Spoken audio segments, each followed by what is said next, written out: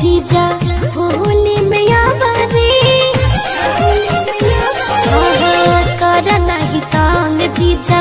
होली में आवारी कर छिटकिया बोला जबरी थके अखबार में रहल कदम सलावार में साली है कुआर में रहल कदम सलावार में साली है कुआर में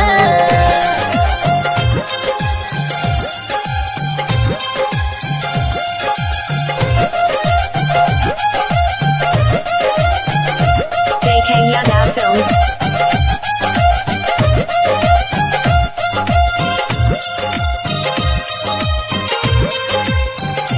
हाँ हाँ गाल पे गुलाल भले ढेर तू लगावा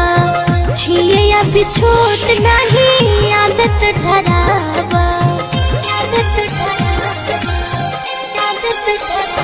भरल पिचकारी डाले गाना एक टीप है जय ससुरारी नहीं है तकलीफ है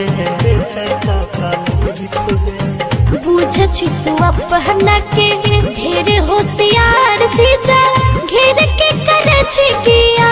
टाइम बर्बाद तू बेकार में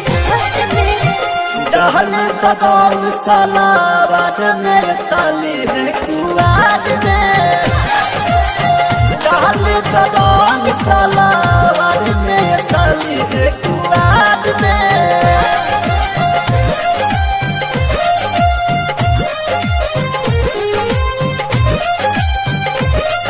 JK Yadav Films.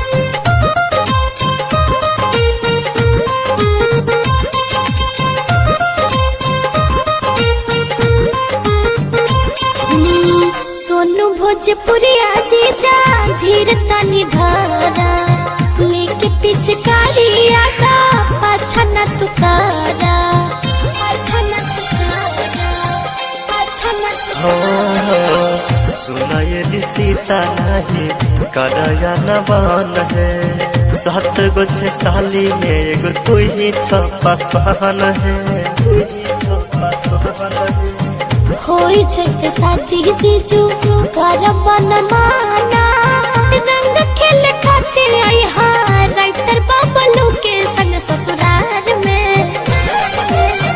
रहल कदम सलावार में साली है कुआर में